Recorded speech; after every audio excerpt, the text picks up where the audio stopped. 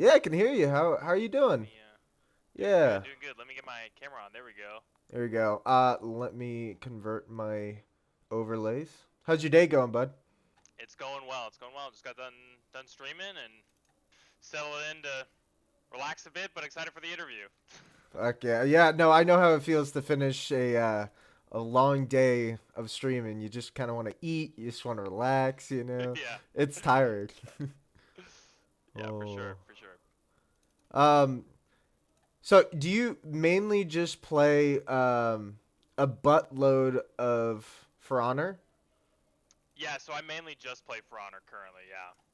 That's Yep. awesome, man. I mean, while I'm streaming, like I obviously play games and things outside of that, but it's For Honor for the stream for sure. For sure, absolutely. And when you do play For Honor, it's like you go to another place to chop some heads off, right? Exactly. My workplace, my new office. Your new office? Did you and I'm sure we'll get into a lot of your adventures to where you are now, but uh did you used to have an old office that you used to stream in? Oh, I mean, where I used to stream was just in my living room. Like, Oh I was in a wow. one-bedroom apartment, so the only place to put the computer was basically by the couch. Oh wow, really? Holy fuck. What an adventure, dude. Yeah. I'm sorry. Give me 2 seconds. I'm just trying to find the No, it's all good. Discord over the sometimes the browser source never works, so you have to create your own browser source. Yeah, the eternal struggles of technology and streaming. I fucking hate it, man. It just never goes away. So, while I mess with technology, um, actually, let me delete that. So while I mess with technology, I have two rules for Mhm. the interview, and they're pretty quite and simple. So the first rule is if there's a question you don't want to answer, you don't have to answer it. You could just say pass to your boy Poi, and we'll move on because you know there's some things that that come naturally to us that we can talk about for days on end, like For Honor, and then there's some that don't. Fair So, enough. so you are more than welcome to say pass. And two, you don't have to worry about this because you aren't streaming. But pretty much, I don't like to look at chat when I'm doing these interviews because Mhm. what's more important is uh, the things you have to say because they have a lot to do with the kind of research that I'd like to do. So, whatever we're doing, I'm 100% focused on you. Cool. All right.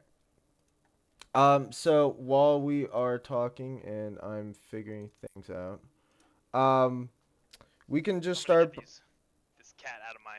Honestly, I thought you were gonna leave the cat there. I Well, had they could cause some chaos. my oh for sure, absolutely. I've had a interview where the guy had a baby Yoda doll and had it on his like lap for the duration of his interview. Wow, So the whole time. that's like 2 hours, homie. That's dedication, dude. I Wow. was, I was, I was impressed. So if you get that cat there, I would have that would have added on to the excitement. Yeah, I don't know. Might be a little easier to keep the Yoda in place. Yeah, absolutely. Oh my gosh. Okay. All right. So why don't we just start with your name? While I mess with this, and then we'll go for there. So the first part we're doing is demographics. So it's mostly numbers, just basic data entry, and for the most part, it's just about what what are your platforms, what social media do you use, and like your community and whatnot. So very basic information. Yeah, totally. So my name is Moosemayn on Twitch. I also have a YouTube channel that I'm currently uploading videos to called Moose Gaming. Hmm. And I'm on Twitter also as Mooseman, same as my Twitch. Okay, and is are we going by Moose Main today, or do you have another name that you'd like to go by? People can just, Moose is fine. Okay. I know Moose Main can be long, so just Moose. Moose is good. Mm-hmm. Yeah. And your gender? Male. And your race? Caucasian. Caucasian. And your ethnicity? Caucasian. Caucasian. Okay, so your gaming platform. Um, you play on PC, console, PC. PC. And your stream platform? Twitch. Twitch. All the boring stuff, right? So out of your lifetime, how many years have you been gaming? Um, a long time. I think I started gaming, man, way back in the day. I remember playing on my dad's NES or something way back. But yeah, for a long time. For a long, long time. So if you would put it into a number, what would that number be? Probably 20 years. 20 years? We'll say roughly 20 Yeah. years. Okay. I'm almost 28 at this point, so something around there maybe. 20 years? That's pretty good. And your time streamed over your lifetime. Yeah, time streamed as um Since the like kind first of day you like when I streamed. started. Mm-hmm.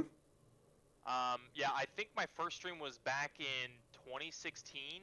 Like I think it was like Christmas 2016. Uh-huh. Here we go. Yeah, so something like 4 years, 4 years or so, 5 years, depending on when you want to count it. Okay. 4 years. We'll do, yeah, we'll do 4 years. That's fine. Alrighty. And boom, easy. Finally. All right. What about your community? What would you describe your community as? As For Honor? Yeah. So when I originally started playing or started streaming, I was streaming, like World of Warcraft. I was streaming some Dark Souls, kind of like Mm-hmm. whatever I was kind of feeling. I wasn't incredibly focused on, um, you know, growing a singular community like from a game, right? Right.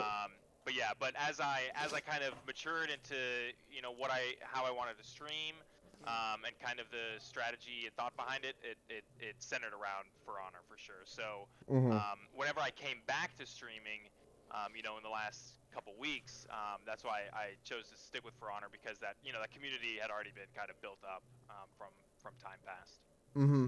And we will get more into detail about like kind of like your roots in gaming and when you started the game when you were like 8 years old to now, right? Like that's the fun part about this interview. Yeah, It's like yeah. we get to Yep. really see your journey. So I will be curious about like you and fighting style games and like what really got you into it. Um, hmm what would you consider yourself, full or a part time streamer? Full time. Full time, absolutely. And every day, what is your average daily stream time? Average daily stream time is Mm-hmm. 6 hours, starting at 10 a.m. and going to 4 p.m. Roger that. hmm And your average daily gaming. Average daily gaming is probably, I don't know, maybe 8 to 10, Mm-hmm. something like that. That sounds about right.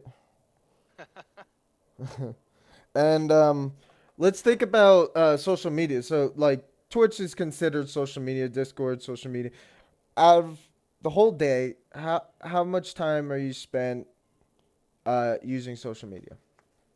um, yeah, that's a good question. I use Twitch a lot. Mm-hmm. Obviously, like even before I started streaming, I was watching Twitch. Um, but I'm usually not on social media in terms of like Twitter or like Reddit or something like that often.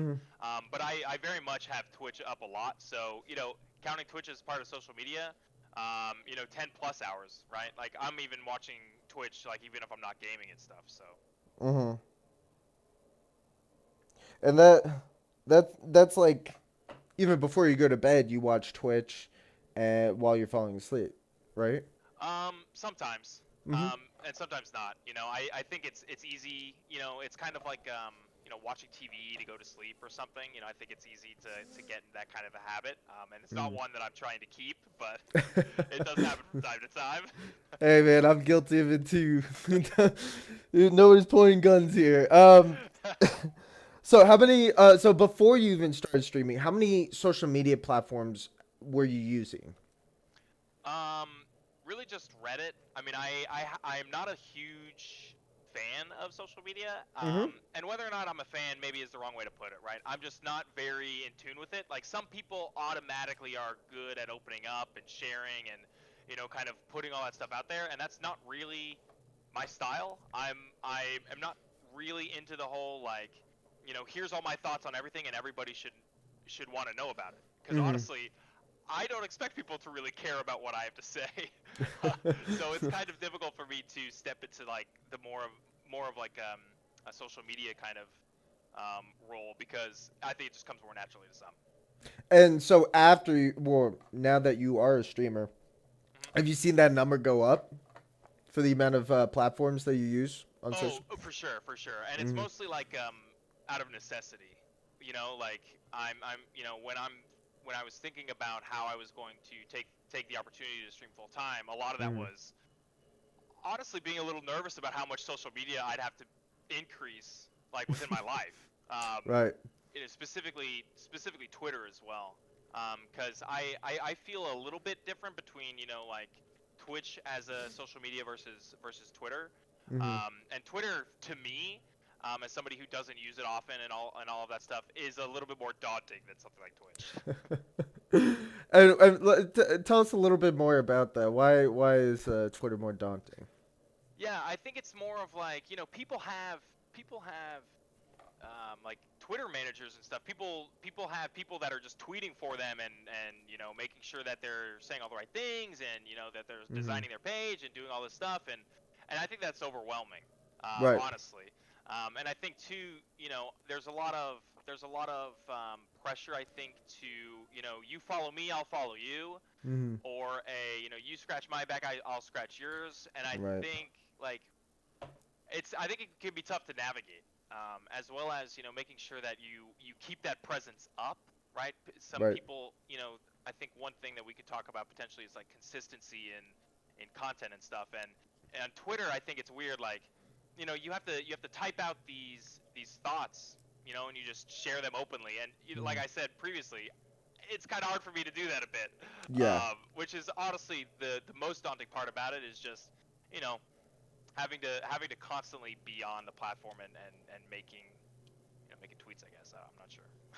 Right. No, and you're absolutely right. When we talk about this concept of content, content is such a broad term for all the things that you put out for everybody to watch. But one of the ways that you can measure that is like the amount of platforms you see this content on, and some would say that in order to become successful in this field of social media and even gaming per se, Hmm. you would have to be uploading content like majority of the week, like 3 to 5 days a week at least, Hmm. right? Hmm. So it you I think you brought up a really excellent point that that you're really coming out of your shell as a personality thing. It's like holy Yeah, yeah. crap, In like many ways, yeah. so yeah, I think that when we get a little bit further on into this interview, we'll kind of see how you've kind of transformed over, before you started streaming and into your streaming days and what you want to become, kind of like how your personality kind of like grew and built Hmm. its way up to the Moosemayn we see today. And it's going to be interesting to hear how social media is just kind of like the capital of all this shit.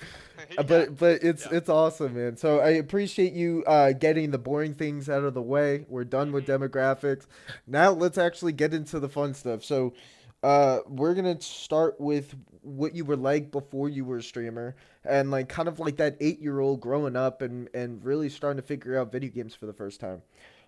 So when you first started gaming, who or what inspired you to continue that voyage onto, oh, I love this game, I'm gonna keep playing this, or oh, I like these type of games, I'm gonna keep playing this. So what was that Yeah. like?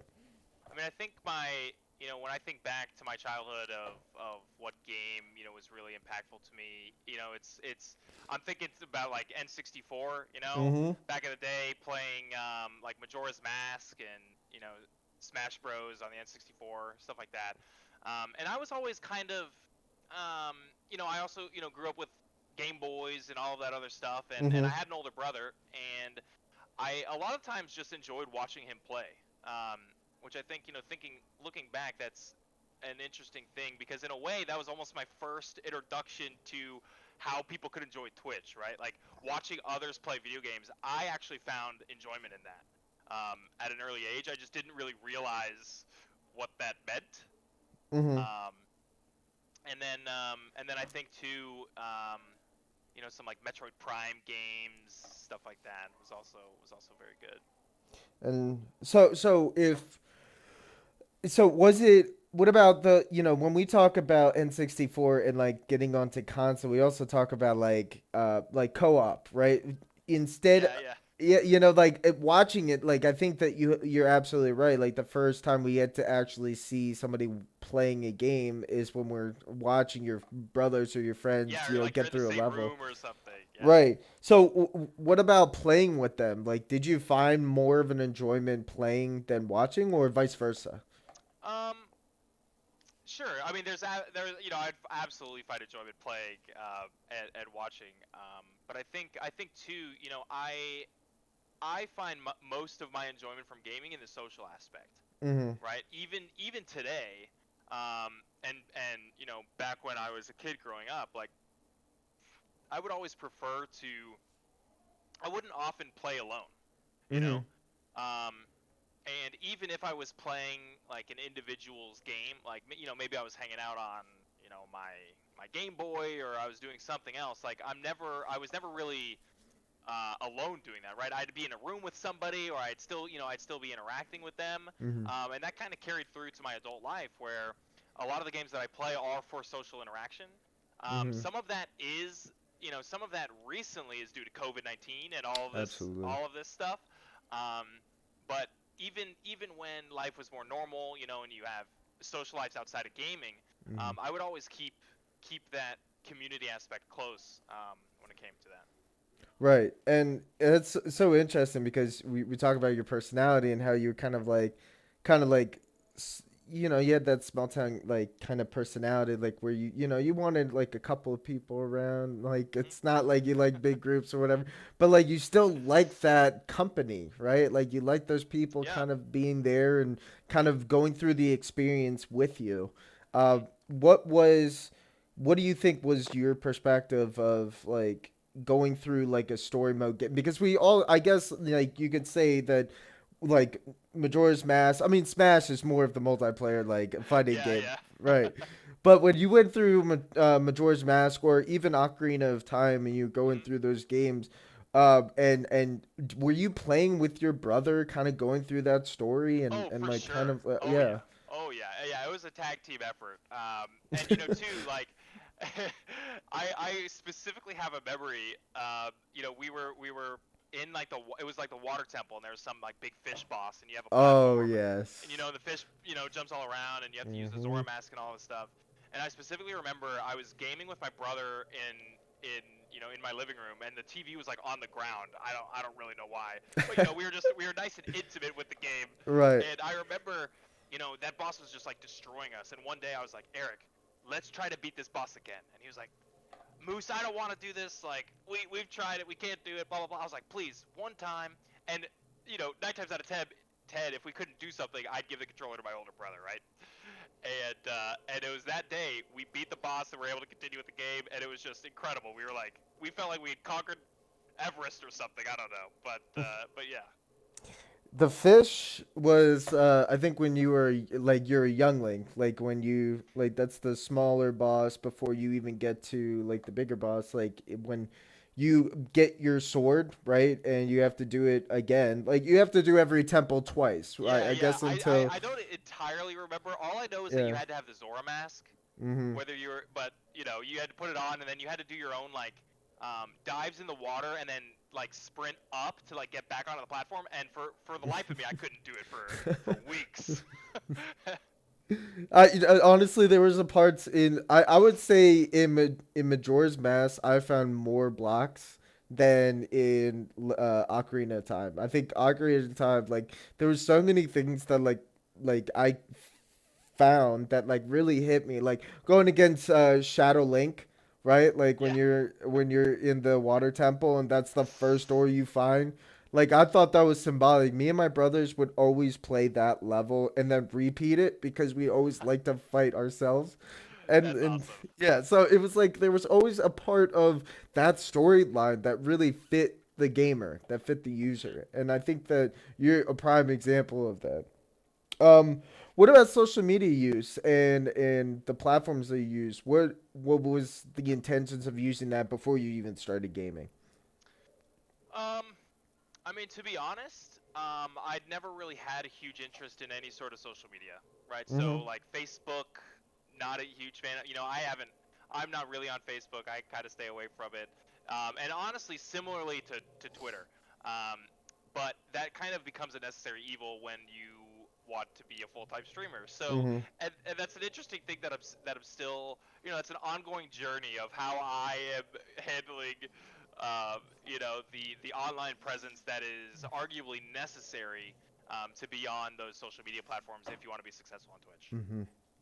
And so when you used it before you started streaming, was it to keep in touch with people? Was it to, kind of like, snoop around, like kind of like see what your friends are doing? um, yeah, it was more so to keep up with people. But then it got to the point where you know, the people that I was keeping up with, I would just do that outside of Facebook, you Mm-hmm. know? But I certainly think that, you know, Facebook has some value in, and I don't want to get too off topic here, but there is Mm-hmm. some value in, you know, the kind of storage of it. You know, you can keep your photos and keep your moments there so that other, you know, family and friends can view it. And you know, there is some certain value to that, and that's likely the majority of what I use it for. Mm-hmm. And I can tell you, you are not getting off topic because the way you use social media before might have changed just a little bit, but it's still kind of like the roots of like what you like, what your intentions are now. Like, even to like stay in touch with people, if it was streamers, if it was like family, friends, it still trails to now. So, when Hmm. you talk about, what you use and how you use it, like, I think that's super important, and I think that there's a lot that people sometimes use it, on and off, maybe to use like Twitch just to watch, maybe their favorite gamer, or they're very active and they're extroverts and they talk to like 1,000 people at once. They Right, right. and you see that like you see that personality like really come out as a streamer, and I love to see how social media is kind of like the capital of that. Hmm. um, how would you? So when you were growing up and you were just starting to play games for the first time, so I guess you were in elementary school. How would you balance out your life with gaming, with being with friends and family, school, work? Yeah, totally. It was a forced balance, I would say. You know, my Mhm. parents were very cognizant of the fact that you know you shouldn't be spending that much time on a video game or something, right? Mhm. Um, and so you know, it wasn't that difficult. I had I don't know, you know, I would usually game for maybe an hour or so a day, Mhm. depending. And you know, as I got older, you know, some of that time shifted as I was able to get a little bit more responsibility on my own to be able to do this and that. You know, starting from you know an earlier age. Mhm. Um, but yeah. Did you see those teachings kind of carry over as you started to kind of like start to do work and do like big boy things? You saw that balance kind of carry Yeah, over. I mean, I think I I certainly do try to, you know, balance and make sure that, you know, not only am I staying physically healthy, but also mentally healthy Mm. and things like that.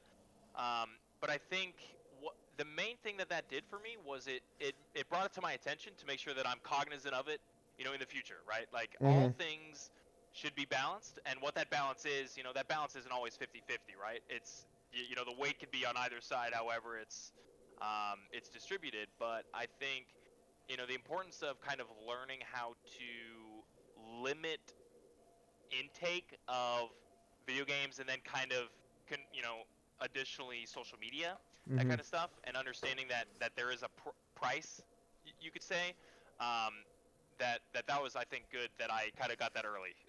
Yeah, right.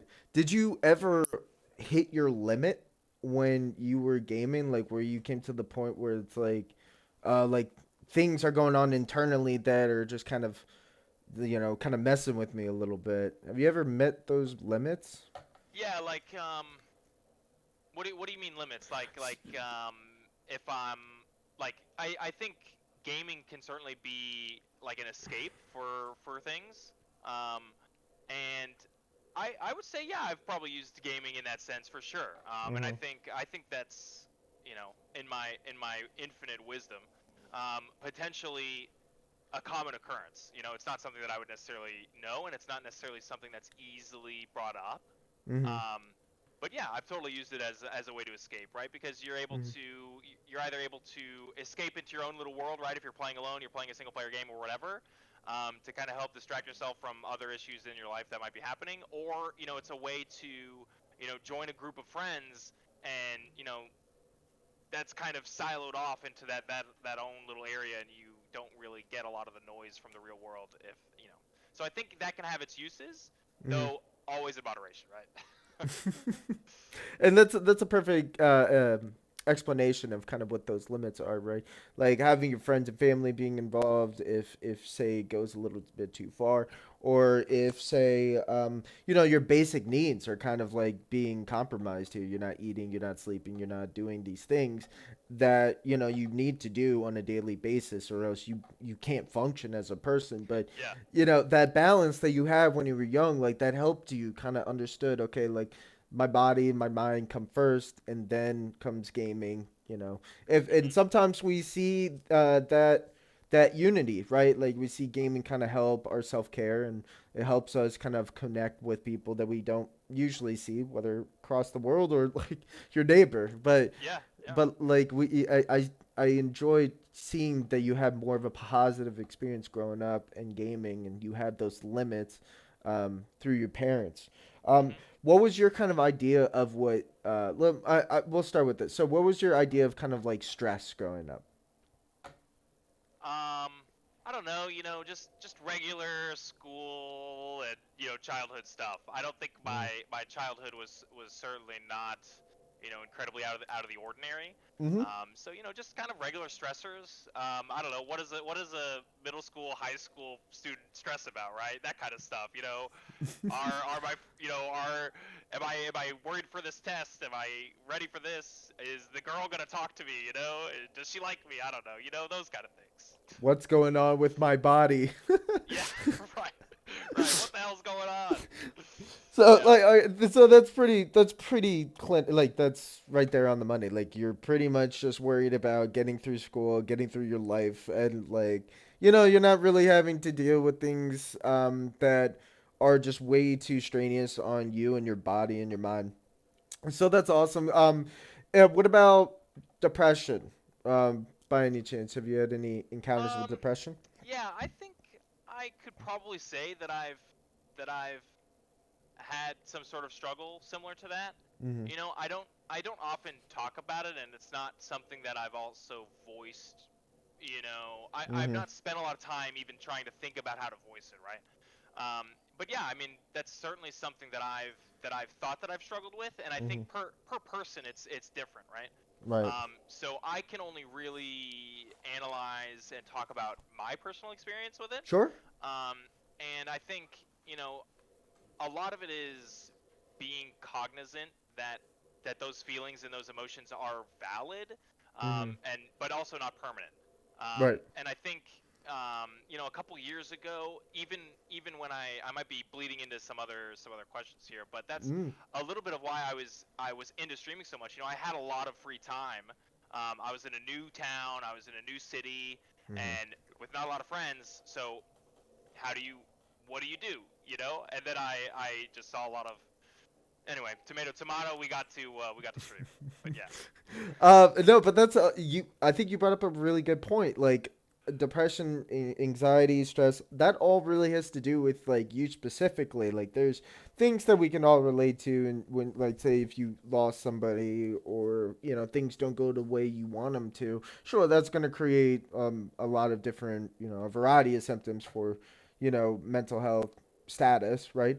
But then you said sometimes it's specific to the individual. It's specific to you. Like, I might not be so upset over a test or like failing a test than compared to you, Mhm. because maybe there's something that you get more out of it than I do. Or if somebody is doesn't want anything to do with you, right? Like that, yes, that's gonna hurt. Some people are more like, well, I can't handle that. Like, I need to like figure out what's going on. Some people are like, all right, you don't want to be in my life. Like, that's fine, right? Right. So like, I think you brought up that like a really good point about like it's very individualistic how we handle stress, anxiety, and depression, and our experiences are very unique to one another's, right? So as we go on, I definitely urge you to like think about those stories of like how something affected you in a personal way, and like why that might be, right? Because those stories are very unique to like your aspirations and what you like to do as a streamer. um so you mentioned your parents. What was like growing up with your parents? What were they like? And um, how were they really strict on you? Were they very flexible? Yeah, I grew up in a single parent household. By my mom. Mm-hmm. And strong woman, very, very confident in how she raised me and my brother. And looking back, I'm like, damn, that is impressive. Like, I don't know how single moms, single dads, how they do it, because that seems almost impossible. Mm-hmm. Mm-hmm. um, but no, I mean, I've got, it's kind of, it was kind of, um, as a single parent household, um, it wasn't really much more than that, right? Like, Mm-hmm. dad was kind of in the picture. He was around. No drama around there. It was all very civil. And as I've aged and I've seen how that relationship progressed, I have respect for my parents and how they were able to handle, their own shit, frankly. So, That's a strong word. You have a lot of respect for your parents, for like the things they've gone through, and how you were raised is kind of based on your perspective of them. And that's really strong word, and especially growing up in a single parent like household. That takes a lot of courage and takes a lot of strength from your mom. So I think hats off to your mom, man, for raising a really awesome moose man. yeah, I think she did a pretty good job. Yeah. And so when you were thinking about like career and what you wanted to do, she was very flexible. She wanted you to hmm grow up into what you wanted to become. Yeah.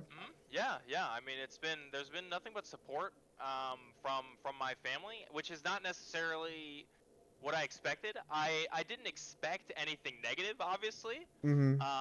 but I didn't necessarily expect, a red carpet and a parade and, Right. horns.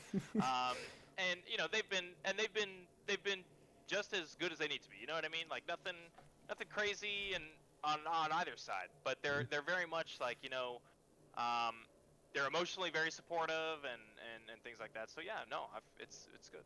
And you felt like you got everything you needed as somebody growing up in that house. Yeah, yeah, for sure. And I think too, to the point of like, you know, parental support, or support in general. Like, I think the majority of where I found um difficulty is Mm-hmm. just like societal pressures.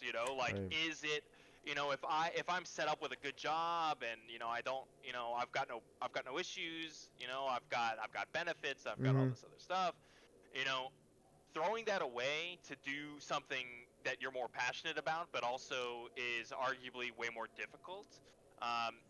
It's compared a lot to, like, trying to make it into LA or something, right? Like, moving Mm-hmm. out to LA, trying to be an actor, actress, writer, whatever. It to me, that's comparable to like trying to stream and trying to Mm-hmm. be successful on Twitch. Um, and so yeah, Mm-hmm. So I maybe I thought I lost my train of thought there a bit, but no, you said everything you needed to say. okay, was that a complete thought? That's good. Yes, that was awesome. I completely understood what you just said.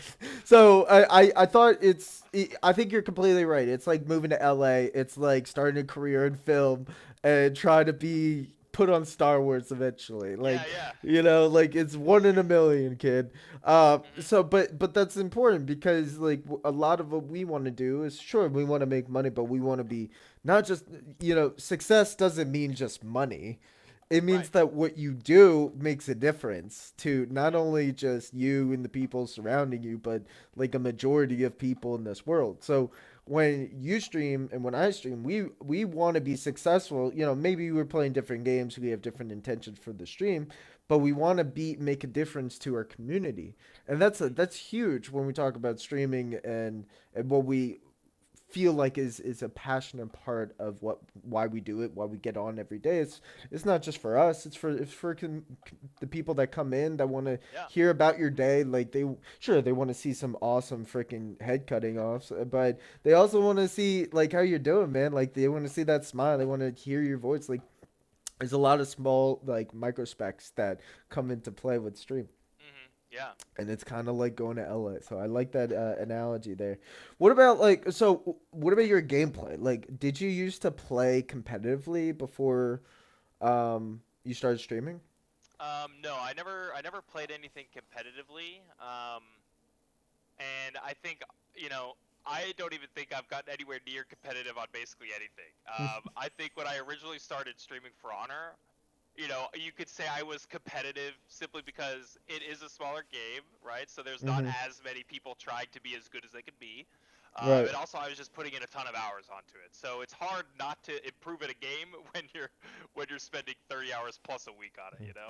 When you play For Honor and like when you were starting off and Mhm. it's still like open, it's still like beta, right? For Yeah, the yeah, I raid was stuff. playing. Yeah, I played on the beta, and when it released, and for a long time after that.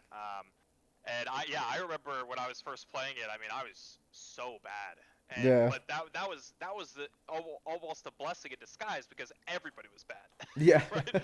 Everybody was learning the game, and now like if people want to pick up For Honor, it's like, well, now there's a whole spectrum of skills that have already been developed across the player base, and Mm-hmm. you're gonna fall somewhere in there, and you're gonna have to build up.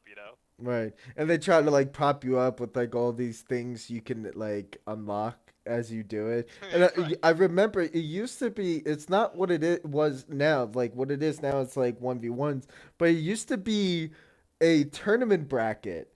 Like it Yes, used to yeah, be a the ranked system used to be a tournament bracket. Yeah, I mean, that was its own bucket of worms. But I mean, because you're queuing up for a game and you're committing to like 45 minutes because you're playing like a mini tournament.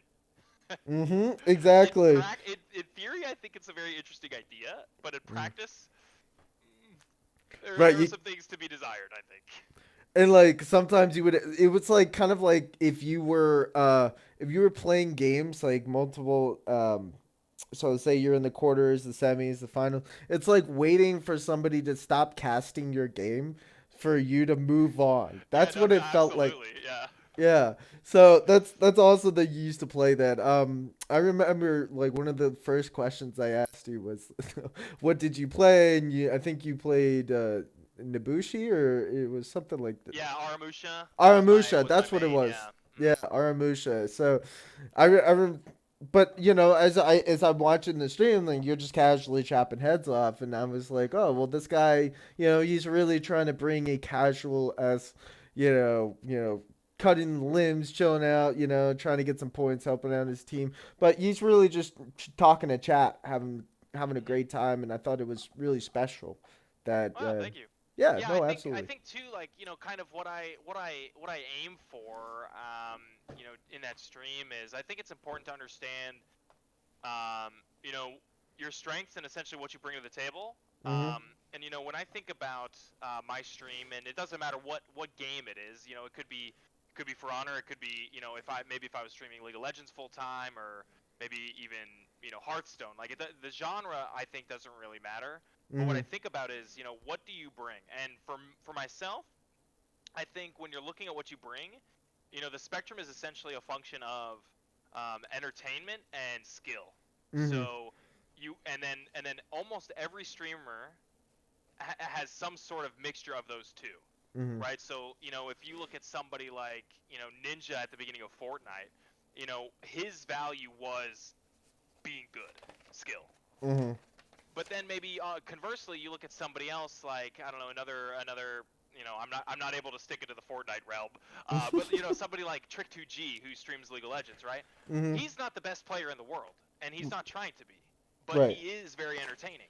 So you could see how he has a different blend of skill and entertainment than something like maybe Ninja or you know any other person. You could kind of pick your choice of the litter, but Mm-hmm. And that's also a big this big contraception of a thought, right? If you're hot, if you have a lot of views, you're really good at the game. No, that's not true at right, all, yeah, right? that's Like not that's necessarily not true. true at all. Like Yeah, if you have a lot of viewers and you're playing a game, you're probably entertaining. You might be good at the game to a certain right, extent, so people yeah, are getting something out of it. But like that's not a majority of what you bring in. And I think right. as a streamer, like I think over time you kind of started to connect with your community that way. So yeah, tell us a little bit of how you did connect with your community. Yeah, yeah, and I mean that's exactly where I try to hit for my stream is somewhere in Mm-hmm. between. I'm definitely not going to be the best player, and I am certainly not trying to be, but I'm hoping to be, pretty good, but really kind of try to maximize that entertainment value, and Mm-hmm. maybe not even entertainment, but more like the sociability, the community fostering maybe is a better way to put it. But Mm-hmm. I think the number one thing that I kind of started doing to interact is just always being always be reading the chat. And I think a lot of people and a lot of advice people might give is constantly read chat. But I think it's a little bit different than that. You have to play it as like a conversation um, with you're in a room and you have all these random people which are your viewers, and you kind of have to juggle conversations with all of them or individuals at the same time. Mm-hmm. And that's how I've kind of always approached it. I've always kind of been somebody who is able to, kind of keep a conversation going, or ask good questions, or kind of just keep the flow going. And I think that Mm-hmm. that is an important skill that really, when you kind of hone in on it, is important to building a community because it brings those people in when you form those connections. That's a and when we get a little bit further towards the end of our interview, we'll talk more about like advice and things that you can like kind of Mm, contribute for people watching that, if they are a novice gamer or streamer, these are some of the things we can consider as as like kind of skills to entertaining your community hmm and running a successful stream. So I'll keep that in the back of my head. Um, so let's get into what inspired you to start streaming in the first place. Bigger Yeah, question. I don't know. So I had been, back in 2016, late 2016 when I started streaming, I had watched a lot of Trick2G, Mhm. in his earlier years, a lot of Winter. He streams StarCraft. Mhm. Um, and I kind of was like watching these streams and watching these streamers, that were pretty successful, and I was just thinking, I am passionate about video games, and I also have a background in theater. I have a Mhm. minor in theater, and so like a combination of those two things, I was like, that's streaming. Like to me, that was super attractive because I was able to, share with others my enjoyment for video games as well as their own, and Mhm. also kind of have a more theatrical outlet as well, right? It was like almost a doubly creative outlet for me, Mhm. and the combination of that, when I realized like, wow, maybe I should give this a shot. Um, that was kind of what the inspiration was. Did you so this creative output? Do you find yourself, does this kind of influence your true self? Showing who you are on stream, or is it like kind of like when I get on, it's kind of like my professional self, but I could do it really well, right?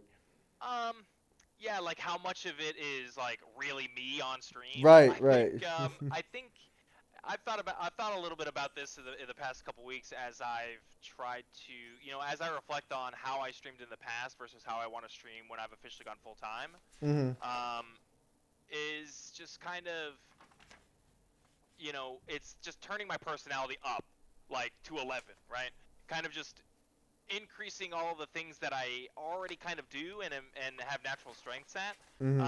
That's just what my strategy is, and I think some people are way different. Others are similar to me, and some people, I think it's just very dependent on the streamer as well. You take somebody like Tyler One for instance. I know nothing about his personal life, right? Or Right. what he is like off stream, but you could 100% see the brand that he has built there. Whether that is his actual personality or not, it's hard to tell, right? But Mm-hmm. at the end of the day, it seems like it's similar to me in that maybe he's just turned it up a bit, right? And Mm-hmm. maybe he's cranked it to 13 or 14, and maybe I'm only at an 11, right? But Right. I think that to me makes the most sense when you're kind of on camera streaming. Mm-hmm. That makes sense. That it's a measurement of how you intermingle with them, right? Like yeah, there might be a camera that separates you and them, but it's really just you. I mean, in the long run, I mean, we can see how they interact. We can see chat and the people in it and kind of like how they kind of share your personality. But like really in the end it's like you die and you just go into freako mode like Tyler One. Like you're just like, you know what, fuck it. I felt like I needed to do that for a second. Sorry, Chad. We're gonna continue to go. We're gonna keep going, and then it Yeah, I happens think again. Yeah, and I think too, when you talk about like your own personality, like it's also too what you foster in your community and the kind of um, Mm. attitudes that are allowed, and from myself growing up, I have a very like no bullshit kind of policy. Like I don't want to fuck with any sort of negativity. I'm not about it, and Mm-hmm. it doesn't have space near me, and it doesn't have space in my channel. So a Mm-hmm. lot of the times, one piece of advice that I remember is like, that one viewer, if they're messing with your vibe or they're messing with whatever, they're Mm-hmm. not worth it. Right. Like it's one guy at the end of the day, and if it's going to affect you negatively or your community negatively, it's not worth it. Just yeet him out of there. Right. No, like give him the big old boot, get his ass Big out old of boot. there. Yeah. And again, like, eventually as a streamer you're gonna come across that person who, just kind of disses your gameplay or says, yo, it's dead in here, like Yeah, just needlessly negative too, right, and it right. could be it could be any number of ways, right? Either attacking gameplay or other people in the channel, any number of ways. Yeah. And I've noticed that sometimes streamers don't stream for the viewers. They just stream because they want to be seen gaming, right? Like they don't care if there's one person in the just watching them or that one person's the negative dude. It's just like, yo, I'm chilling here. Like you Hmm. can be here chilling or you can get the hell out of here. So Yeah. I think it really has to do with like your goals and intentions for the stream, like how you really vibe. But again, once you have multiple people in the chat who are there kind of like a part of this community, you have to kind of be more of a moderator for that. Hmm. And I'm sure again you have a team for that and so forth.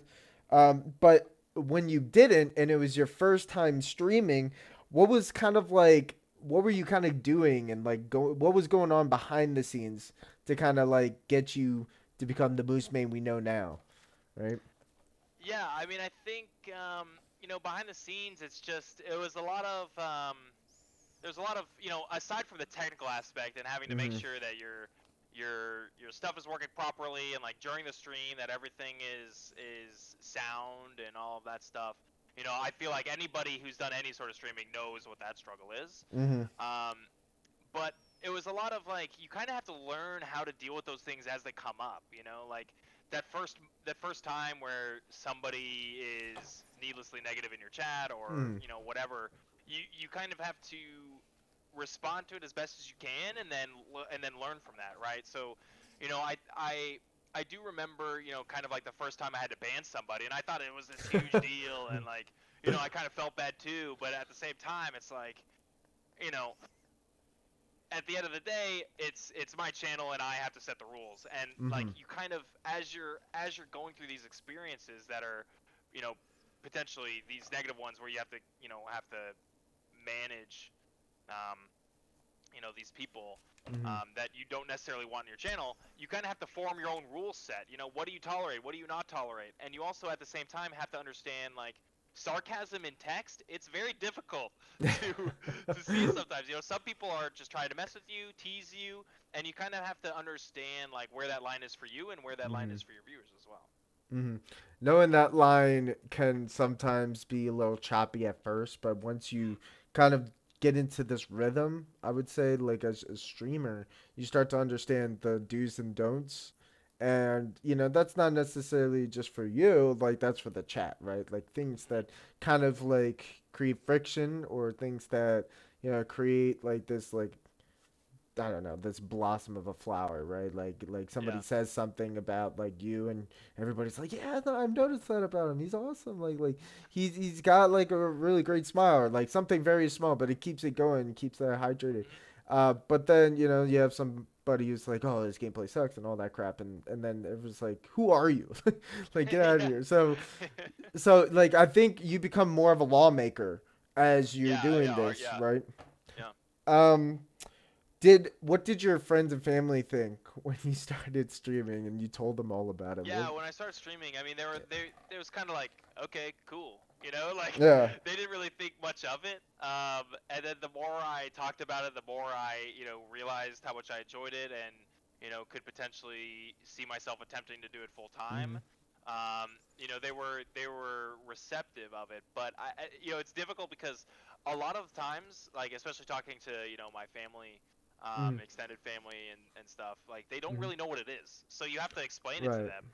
And a lot of times they're like, "Oh, so wait, somebody's watching you play a game and Yep. do they see you?" And I'm like, "Yeah, your little camera on the bottom of the screen." They're like, "And do you see them?" And no. It's like it's this very weird conversation because they don't really know what it is Yeah, a lot of the exactly. times.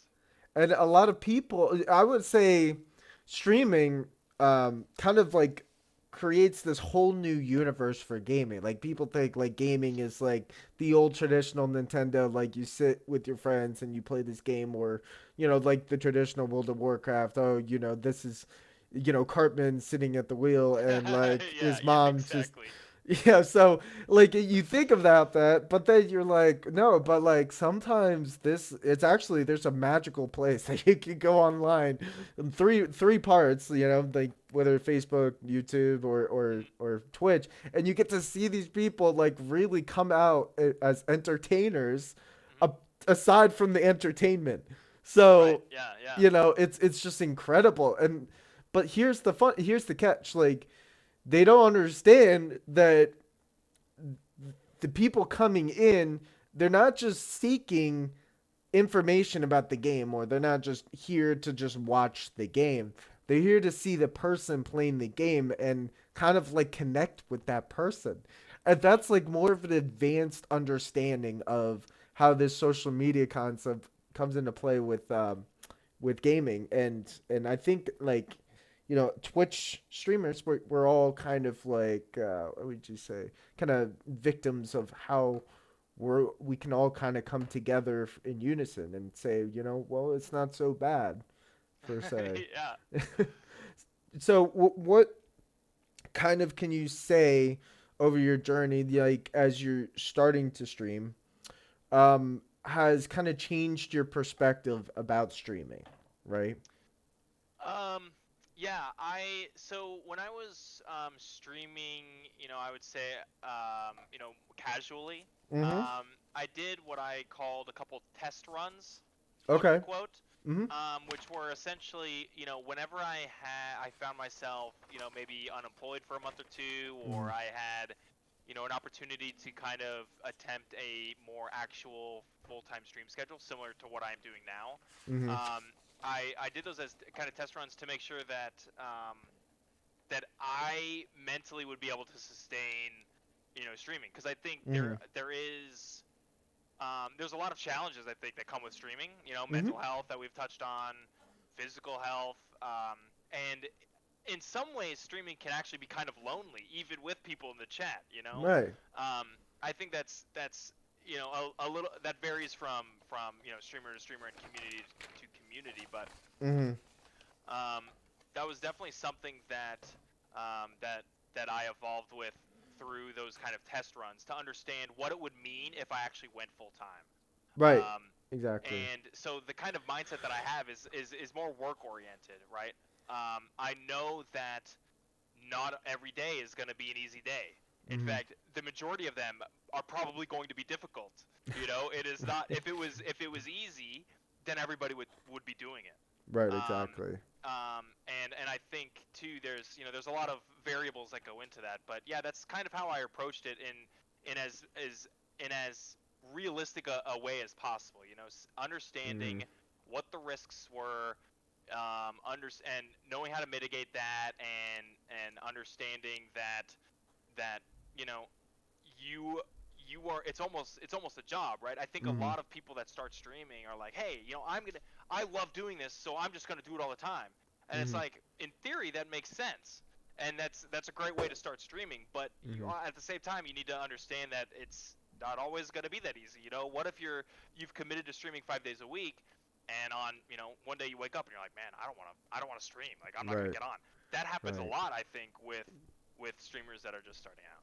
Right. And so when you were going through your schedule and trying to figure out how you would balance streaming even with your life and what you wanted to do outside of streaming, what did you schedule thing did you start to consider, oh, I'm gonna be a streamer first and then whatever second, or whatever you wanted to do first and then streamer second? What was Yeah, that I kind of mean, like? when I had just graduated college and Mm-hmm. was, starting out in the industry, Mm-hmm. I was doing that first, right? So I majored in computer science, and I'm a software engineer. So Mm-hmm. I was doing that, knowing that like I would have to have essentially a backup plan, right? Like I Mm-hmm. I didn't want to go out of college and immediately start streaming, right? I wanted to have a more calculated approach, and make sure that I was, kind of covering my bases to be able to take an opportunity as risky as this one. Right, exactly. And so you found that the benefits actually outweighed the risks when you were considering streaming, right? And over time the benefits were, just kind of grew over time, but you knew exactly what those risks were when you got into it and when you started, is but it didn't really kind of like affect you in your decision. You were very confident in your decision as a streamer. Kind of Yeah, like, yeah, yeah. yeah. Especially when I wanted to go full time. Yeah, I was confident in my decision, and that was really only because I had streamed for 3 or 4 years prior to making Mhm. this decision. Um, and I'm thankful that I had spent that time, because it allowed me to make more informed decisions about how I wanted to do this, Mhm. um, and kind of my plan going forward, which is currently being executed right now. And that's awesome, man. You've had such a long duration. You've had a long period of time to think about how your stream has evolved since 4 years ago. Like 4 years ago, we weren't in the midst of a pandemic, Yeah. and like there were like couple million less viewers. No, I'd say billion less Yeah, users yeah, and yeah. viewers. And now that 4 years later, we're going through what we're going through now, and you're starting to figure that it's, maybe there is actually a purpose here. Now, I've thought about this because a lot of what I've asked from streamers is, what were you like pre-COVID? What were you like during Mm. COVID? And so, what would you say your COVID experience was like, and like kind of like how that's kind of transformed pre-COVID and COVID? Yeah, I mean, I think, um, as many people might be able to relate, I had a lot of more alone time than maybe I would have liked with COVID. Yep. And so I really, honestly, the biggest change I think for me, and I think it's a positive one too, is I'm way more introspective. I Mm-hmm. understand myself more, and my needs and my mental health, and you know not to say that it's all good in the hood, and there's nothing I struggle with, or maybe I'm insecure with, but it's Right. just that you know understanding and being able to see those things and recognize those things in yourself I think is an important skill to be able to manage those and find fixes or improve on that. Oh, So I think COVID it was a big contributor to me getting to this point, to be able to really like look inside myself and understand why I'm happy, why I'm sad, what I might need, where I want to go. that's really important. You said overcoming insecurities. So our vulnerabilities, what makes us, what makes us weak, actually can make us stronger as a person. But we have to consider that as a part of us, right? Rather than, oh, this is just a neurotic trait that like just comes in and just kind of pesters me, and I just don't Hmm. like get away. But not necessarily. Like it's actually, a part of your strengths is understanding who you are as a streamer. So knowing that, like, sure, somebody might say something that will set you off edge, like they'll there's just like something about like Yeah, how maybe you they push play your or buttons in some yeah. way, yeah. But like they've seen that in the past, like they do their research and they've seen that in the past how that has affected you, and yet the more it happens the more you're like, oh, they're playing off of what has happened in the past that has made me insecure about who I am, or like as a gamer or a Hmm. streamer or whatever it is. Okay, but like you've started to become more aware and starting to understand, oh, now I've become more stronger as Hmm. a person because I've acknowledged that it's there. Sometimes I'm not happy about its presence, but it's there, and it's kind of like that demon that kind of that just makes it, every superhero has a little good and a little bad, but it all Yeah. creates this superhero. And I think that's pretty awesome. That's really impressive as a streamer to acknowledge that first and then go forth and get stronger, right? Hmm. So I think that's really important. But when you started streaming, did you think about like how you would fit in as a streamer and like how you would kind of like be accepted by the people of Twitch? Yeah, yeah. I mean, I didn't. It was weird. Like I didn't entirely worry too much about if enough people would like me or and it's Mm-hmm. not currently something I worry about. It's how kind of what my mentality is for this is just it's just a journey, and maybe Mm-hmm. it's super millennial of me to say, but it's like whatever's gonna happen is gonna happen, and some of it, a majority of it, maybe not the majority, but a fair amount of it is out of my control in a way, you Mm-hmm. know. So what I've done, and I've alluded to this a bit, is like taking the best shot at the opportunity that I've tried to give myself here. And if it doesn't work out, it doesn't work out, and that's not going to be the end of the world. If in a year and a half I essentially wasn't able to make it or wasn't able to get to a point where I could sustain myself and continue this doing in the future, then I'll have to have some come to Jesus moments and see what's going to happen next, right? And that's not a bad thing. Right. So, you know, all what it boils down to is, I'm going to do my best here, and if my best isn't enough, that's okay, and I'm just going to take this as a learning experience. Obviously, right? I'm going to, whether or not it's a success, quote unquote, I'll have learned, I'll have grown, and I'll have figured out something about myself. So at the end of the day, it'll be okay. Right. Exactly. Can I ask you one thing? I forgot to ask you this in the demographics. How old are you? 20, almost 28. Almost 28. Okay. Awesome. Sorry about that. There's always No, it's one all good. question that I overrate over, and then I figure this out later on. So with age comes wisdom. We consider ourselves young, pretty much, being Hmm. in our 20s, but there's still a lot of wisdom that goes behind, being close to 30, right? But you also like this is also a part of your personality. You've always had that confidence, and when you were considering the success of your stream and maybe the failure of your stream, it was just kind of like if it happens, it happens. You're playing the moment. You're being a part of something just for 4 or 5 hours of the day, 6 hours of the day. You're there. You're with them, Hmm. and say you have a bad stream, that's fine. That's what happened that day. That's what happened Hmm. this day. If it happened consistently, then that fine. That's what happens during the week. That's what happened during the month. You know what?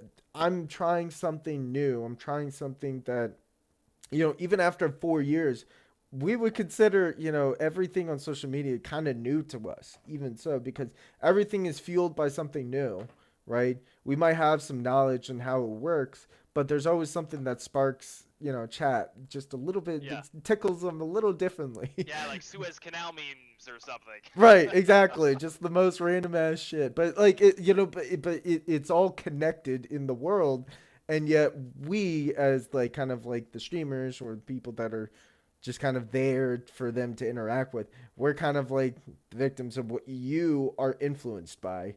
But we try to steer that in a correct way. So I would say, um, have you ever felt like kind of like a group therapist in a way as a streamer?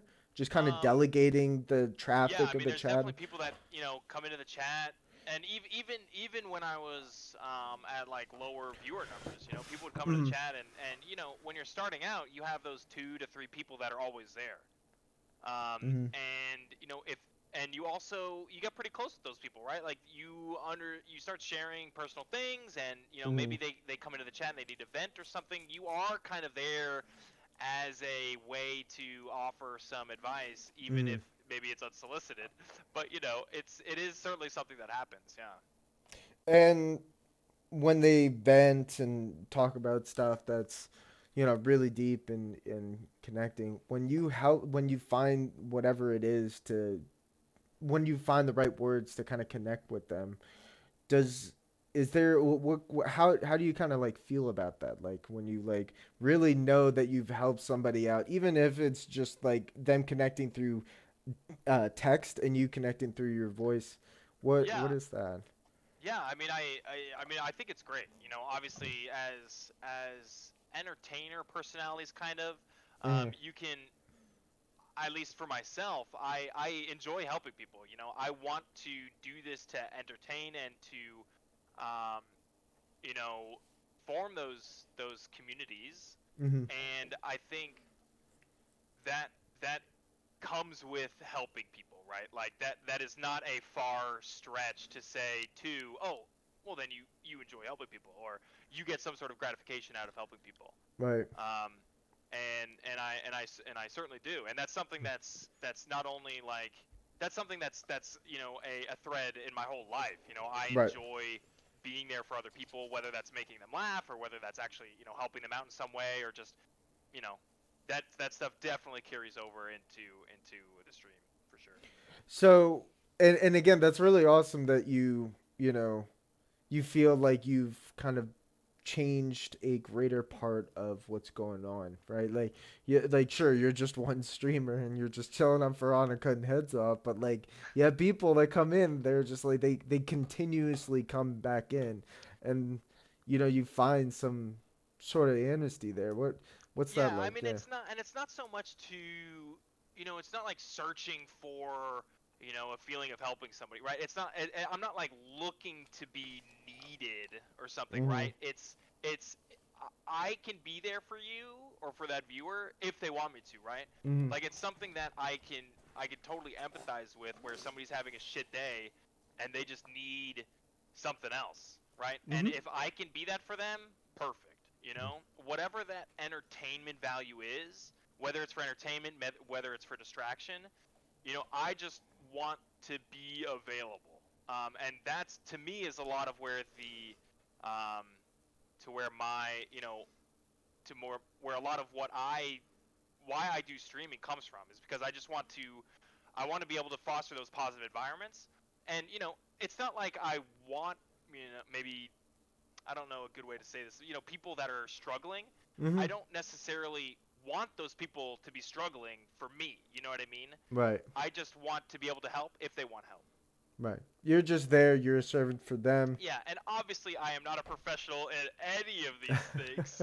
So, I usually, I keep it realistic and I try to offer nice, regular, adult, logical advice. Hmm. No, that's honestly sometimes we need that more often than you think. Yeah, and It. sometimes you just need somebody to be like, you know what, shut the hell up and just, focus on something else maybe, and Mhm. just, you know, sometimes you just need a Little.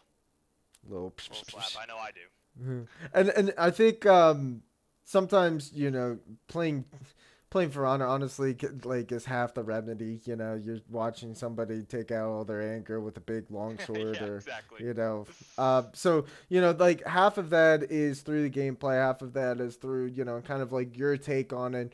If you like it, great. If you don't, whatever. But like it's really what the user or the viewer gets from it. Uh, and I thought that's really important because we all kind of play a part, but at the same time, it's not necessarily our main job or why we're there, right? Mm. So when you say, for example, you come off a stream, you're feeling a little stressed out, or you might not have felt like you had one good stream. How do you kind of like mediate that stress? Yeah, and that's certainly something that I'm still, figuring out Mm-hmm. currently. But I take time to just relax. It could be, and I think it's a little weird, like hearing somebody say, I played video games for 6 hours and I need to go take a break. Mm-hmm. It's like, it's it's it's a little bit more than that, right? Like you're Right. on for those 6 hours. You Mm-hmm. are trying, and at least for me, like I'm trying to do my best during those 6 hours, and yeah, that can get exhausting. Mm-hmm. So on difficult days or really even really busy days for whatever reason, I just like to just no TV, no technology, just relax. Like maybe go for a jog, go for a run, do something, and just kind of reset my mind and let myself regather myself, and then and then go tackle the next thing. I think you're one of the first people to say, like, I've heard people say, take a break from technology, but you're the first person that like say like completely fast reset and like go Oh out and yeah, do but I mean, stuff. and, it's not that intense. It's just I don't want to be around screens. I don't want to, I want to be able to just chill out, escape some of the social media a bit, escape having to constantly think about, am I doing this right? Am I doing that Mm-hmm. right? And just Mm-hmm. take some time. Right, like like sometimes music and like things like something small that like kind of help the senses, like they help, but it's really just to kind of get away from kind of the environment around us, because Yeah, like yeah, I'm sitting in my room right now with lights that like flicker, and I have three screens in front of me. You on my yep, yeah, left, I got Streamlabs here, I got my big TV. Like I need to take a break for a second yeah, and just yeah. go get out, right? And now that we see that like the weather's getting warmer, like we see more reasons and more positive like more excuses to get away from it, right? I would Mm-hmm, say. So mm-hmm. I think you bring up a good point about that hard reset, is that sometimes we need to see daylight. We need to see a better end to what we're trying to do, even if again, like as you said, sometimes we feel lonely, like on stream we might need to find that elsewhere. um, Yeah. do you still find that sense of loneliness online as well, and Um, 4 years not later? not necessarily. It's Mm-hmm. something more that I've now kind of learned to mitigate. Mm-hmm. But also, having creating this opportunity for myself, like I also made sure that I would be in a position where I have, like family and friends around, like, and in person, because when I originally started streaming, I didn't have a ton of friends around, and I also didn't have a ton of family around, right? Mm-hmm. They just weren't simply in the area. Right. But I've now like relocated, and I'm in a location where I can visit my family and have those relationships that are important to me and are important to like my mental health and making sure that you know everything's all good up here. Who do you go to? Who's your primary like person you go to? Your brother, your Yeah, mom, yeah, my brother. So he your just brother? he just had a Okay. daughter as well. So spending time with my niece is great. Congratulations, dude. That's Thank you. awesome. Yo, that's really cool. And like you go to your brother. Is he and he lives close by, as you said? Like he's so you have that family, and do you ever just kind of like go hang out with your niece and just like whatever, like when I'm done Oh, for streaming, sure. I'm gonna go over and check Well, it I'm not skipping streams for my niece yet. out.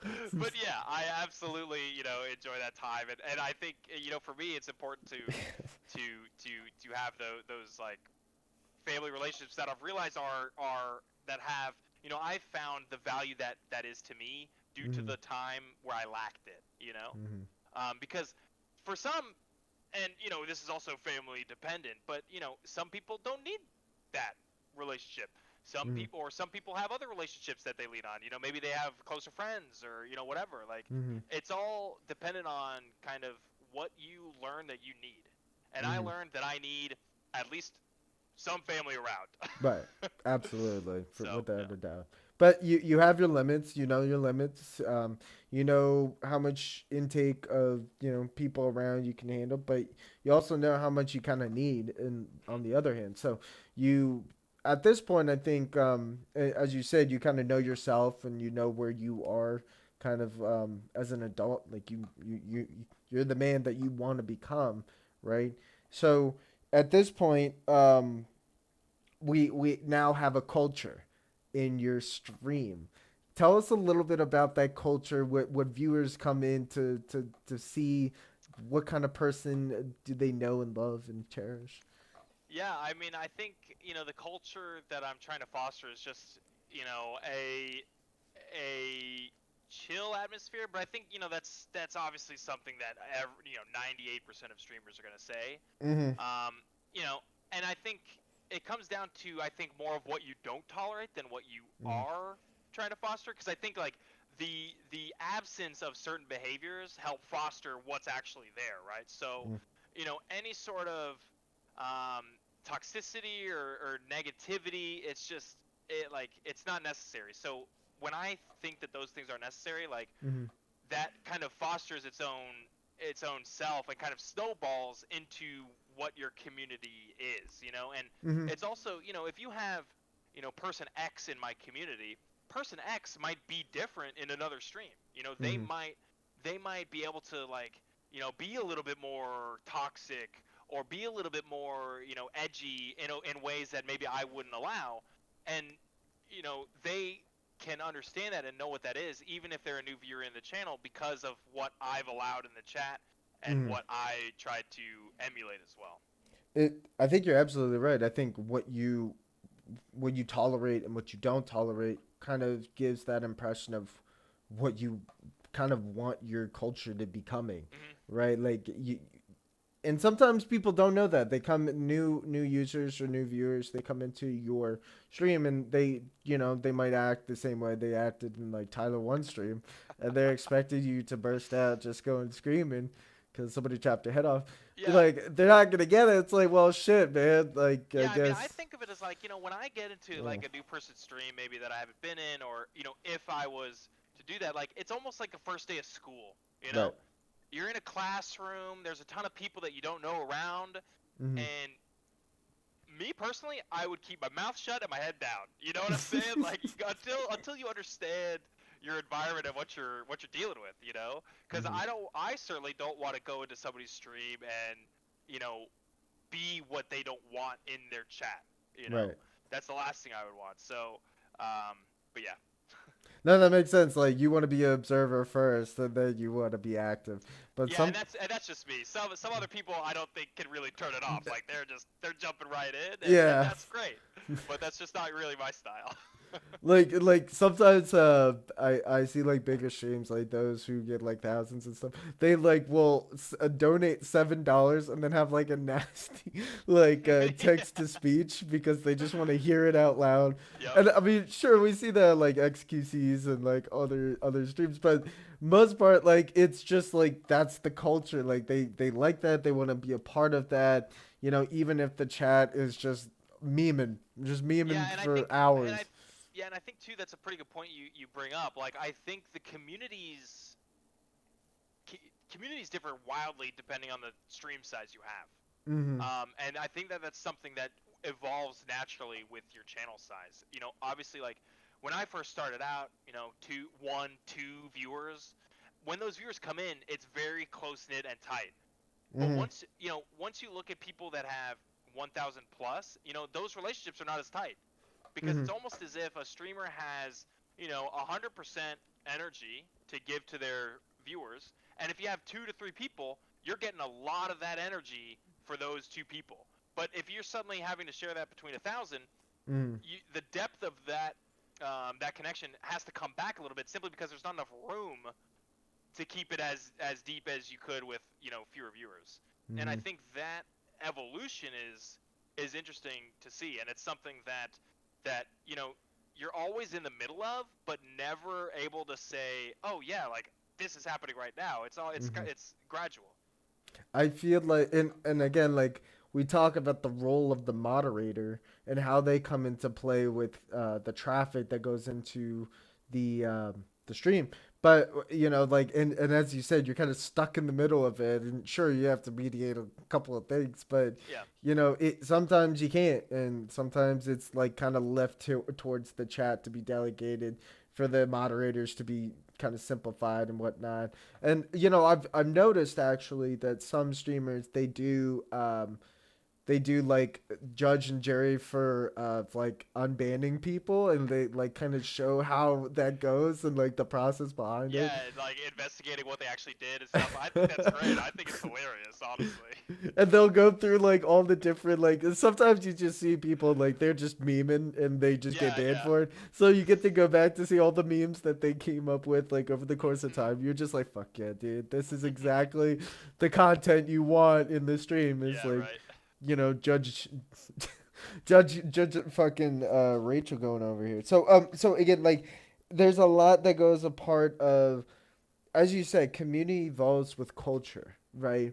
There's a lot of change that happens over time as your stream starts to grow and you start to see a lot more people coming in, more people than you can kind of keep track of, and even as you see like streamers they might read like text and they might be very involved with their stream, but then after a course of time like it starts to become impossible to keep up with the traffic as it's just Yeah, going and flowing and going. yeah.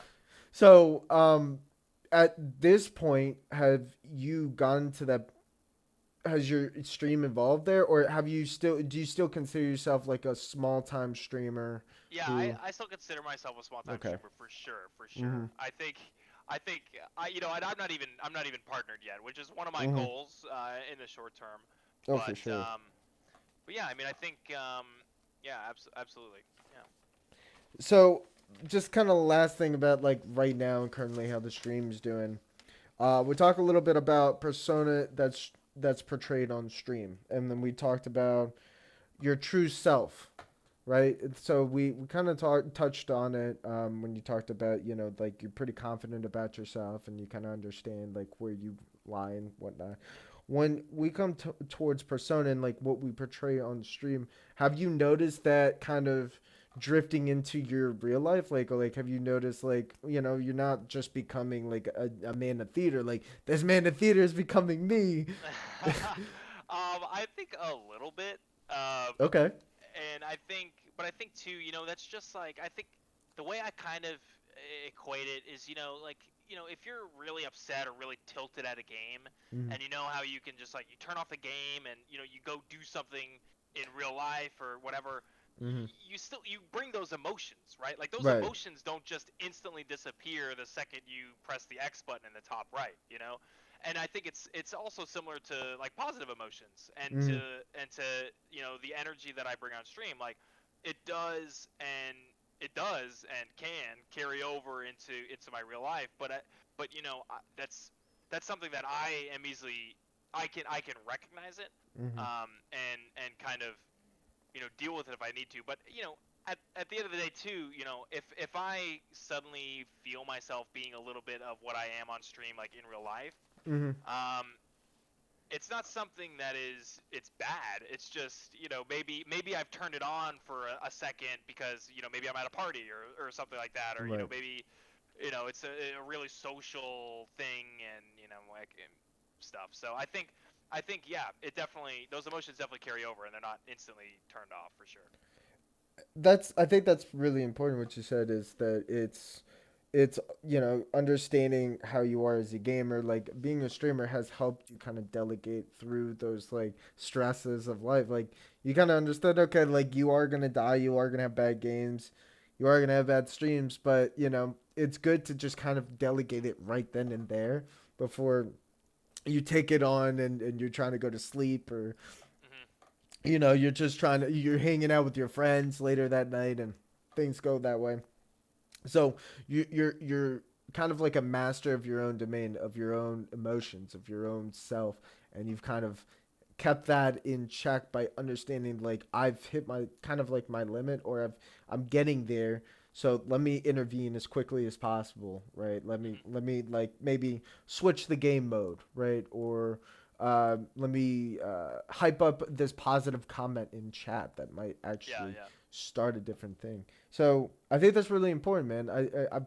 A lot of what I'm getting from you is like you kind of understand yourself as a person, not even just as a streamer, but as a person. And like over the course of the years, it's just made you a lot more confident as a person. So, um, yeah. Do you want to touch on that or? Yeah, I mean, I think like, and it's, you know, I'm glad it comes off as confidence, but it's like, it's just a lot of like self work, Mm-hmm. understanding what makes you happy and what makes you sad, and I feel like I've thought about that a lot, and I understand what that is, and I think that gives me, I think it almost is like a confidence just because it gives me comfort.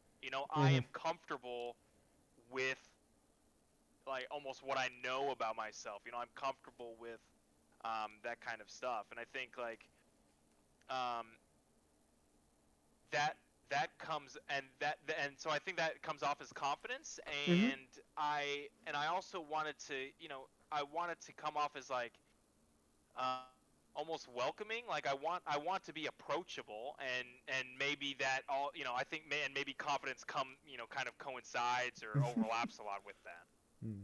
And I look, and I thought that's really awesome. Like you find strength in working on yourself. Like if it's like something you look forward to. Like sometimes we have like there's people that avoid their own intrinsic thought and they just suppress that and they Yeah, go and I into. mean, I think I've tried that. I've tried ignoring, I've tried it, and I had for me, it doesn't work.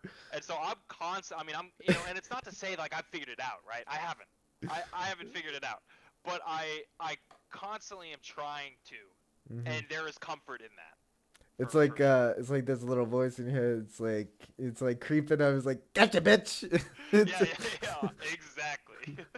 so part two done. Now let's talk about the future. What you aspire to be as a streamer in the next year, 3 years. So I remember you telling us that you wanted to be partner within the Hmm. next year. So what about being partner is so why do we as a new streamer want to be a partner? Yeah, yeah, yeah. I mean, I think um, just on the surface level, it Mm-hmm. allows you to have a couple extra streams of revenue. Just because honestly, at the end of the day, I'm gonna have to pay some bills. Yeah, for sure. And so that does open up a lot of those options. And it also, for me, it's like it's a milestone I've always wanted to hit. Even when I first started streaming and I didn't know a thing about it, Mm-hmm. it's always something that I've wanted to hit. And it's kind of like to get where I want to go. Um, that has to happen, right? Like Mm-hmm. you don't become a successful streamer on Twitch and not get partner, right?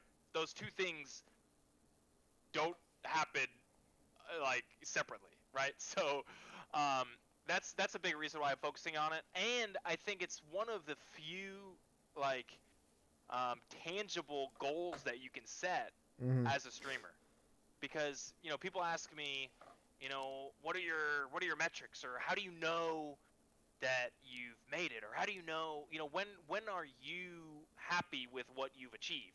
Right. And it's something like, so much of like, or how much growth do you want in the first 6 months, or how much growth, where do you want your numbers to be? And it's like, I can't really answer that, because of course I want my numbers to be high, right? Obviously, who wouldn't?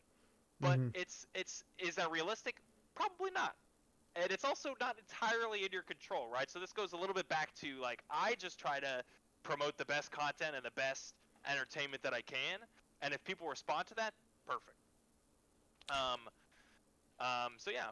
That's all. Like so, what I when I heard it's kind of like a tangible goal. It's metrics. Like that's not something that gamers are used to, right? They're not used to open-ended questions like relationships, financial stability, like things like that. They're used to close-ended goals, which is like objective based, like Hmm. kill this boss or capture this objective, or like sure, take out the whole enemy team, but there's a small objective that you have to do. Okay, it's simple, short, and sweet to the point. Okay, now I'm gonna find any way or my own personal strategies to get that done.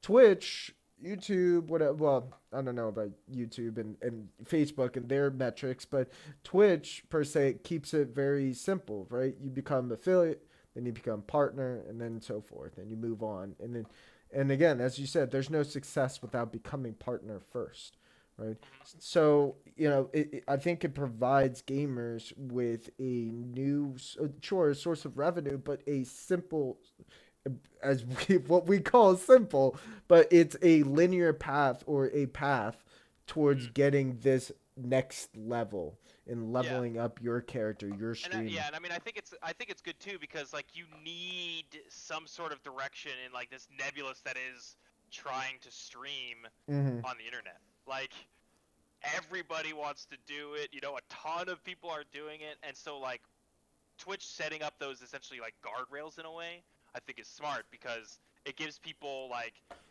a starting point if they have no idea what to do or where to go. Mm-hmm. Absolutely, without a doubt.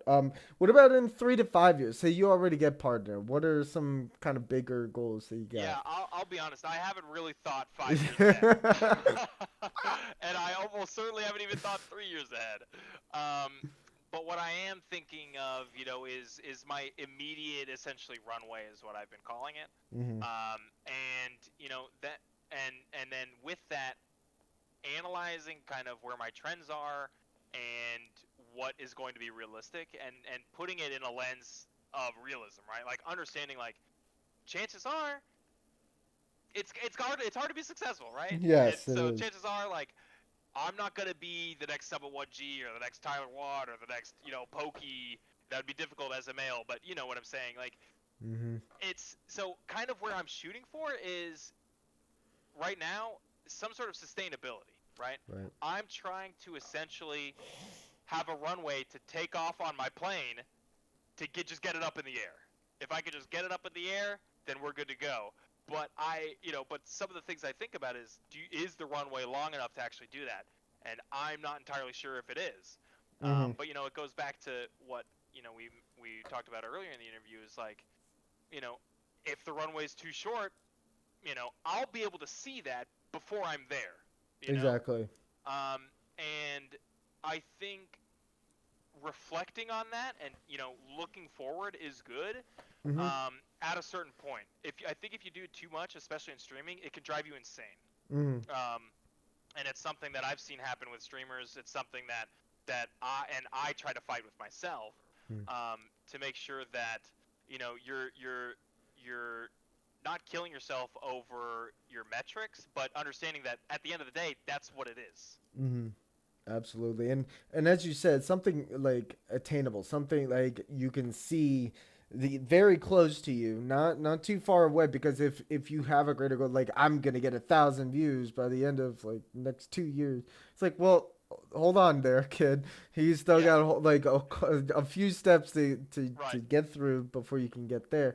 So not getting carried away with that, and that's kind of like our like childish like goals, right? Like to be the best in the world and doing what we Hmm. do. But again, as a grown up, you understand there's what we call post formal type of events that come into play with what our grand goal, which means like we have smaller things that consequentially lead to what our bigger goal is, and we have to understand those steps up the staircase. So I think you bring up a kind of like a big point of like have something that's attainable first, and then consider what then you can like kind of like understand what your stream and everything is shaping towards 3 to 5 years, but like focus on not even just the year, not even just the month, but focus on the week, focus on the day, Yeah, focus yeah. on like what's going on with you then, because you know a lot of things could happen. COVID could hit Yeah, a exactly, seventh time, exactly. so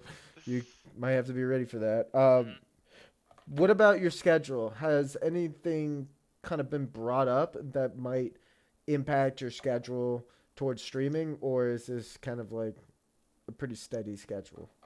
No, it's pretty steady. I mean, when I was, um, preparing for going full time, like I wanted to make sure that one of the number one things I was doing was consistency. So Mm-hmm. whatever schedule I chose, I wanted to make sure that I was doing it every time I said I was going to do it. And so Right. far, that has proven true.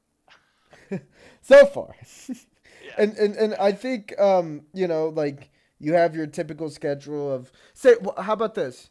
How about say there's a job that comes up to you in real time and they hit you up and they say, "Oh my god, we really like how you work in, theater or whatnot," and you get a part on like freaking I don't know, like a small TV show, and you have to figure out your schedule.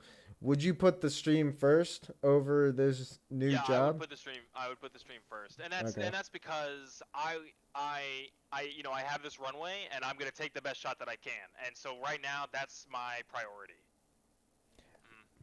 that's very awesome. That shows your dedication towards your stream. Yeah, Like yeah. you're really putting your community first, and then if something great, if something better, no, I wouldn't say better. If something different that you're interested in comes up, and you Mhm. might want to participate in it, sure, great. But it's got to be around these times because I already have a main job, and this is my main job, right? Yeah.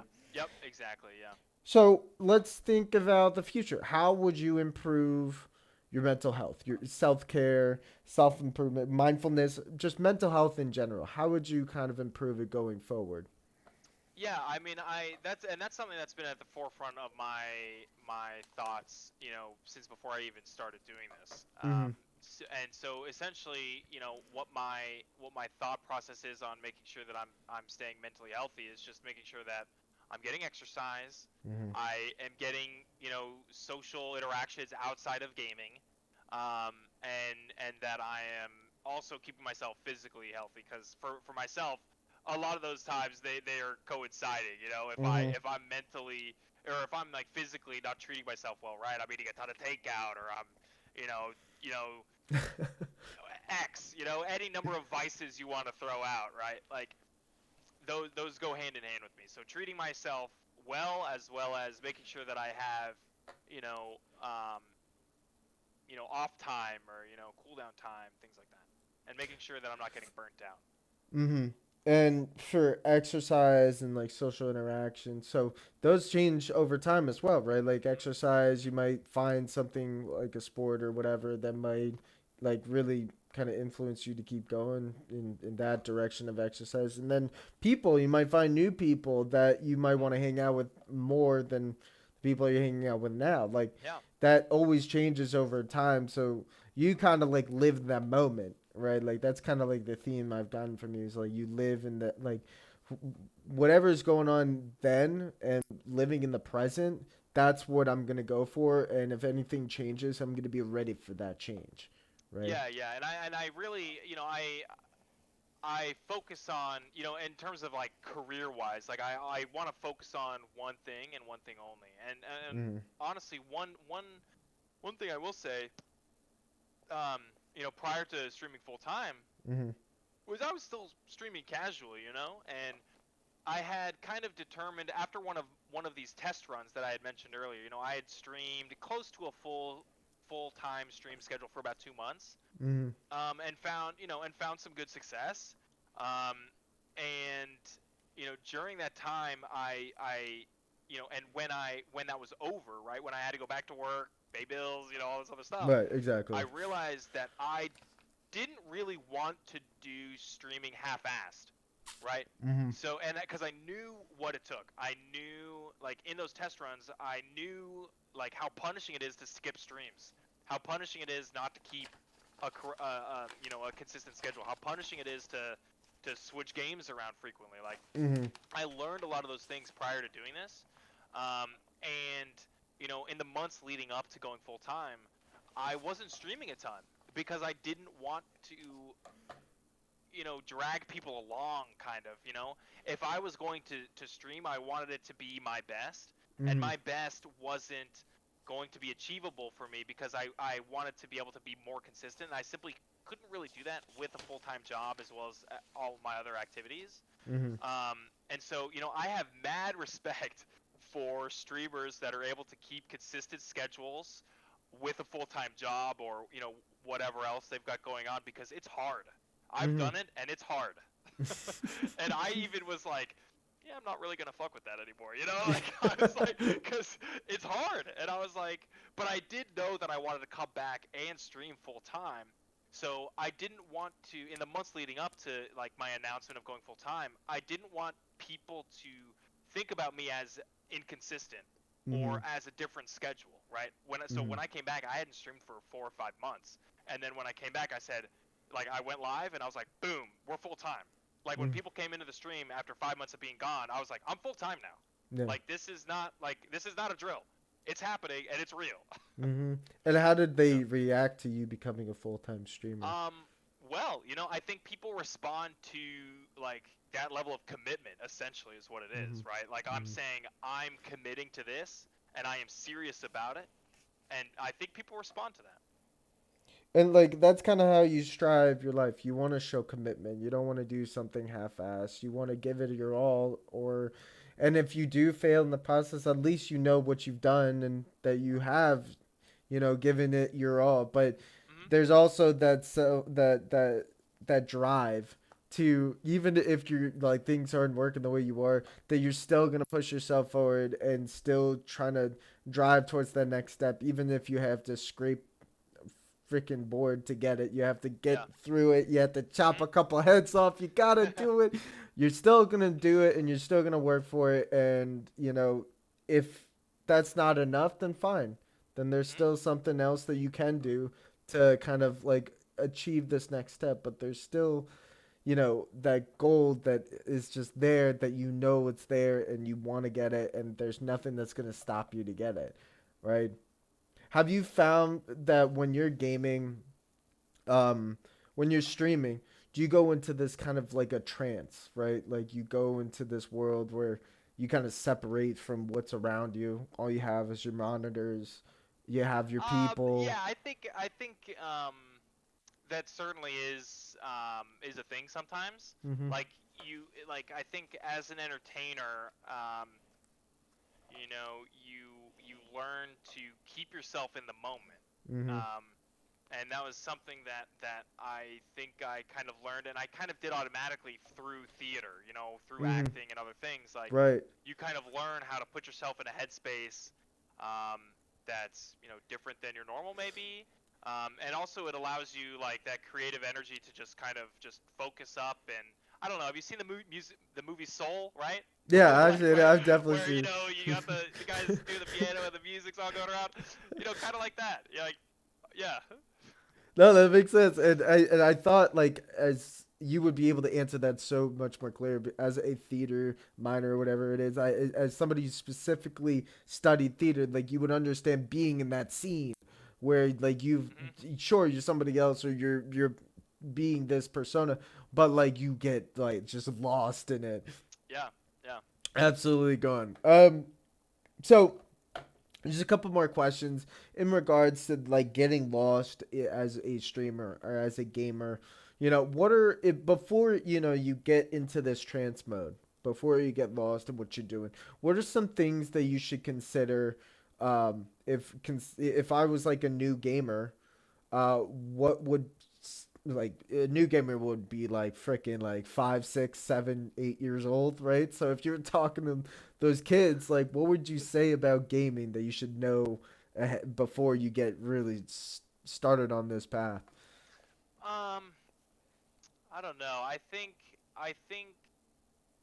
making sure that they're limiting themselves, and that's what I grew up with, and I think Mm-hmm.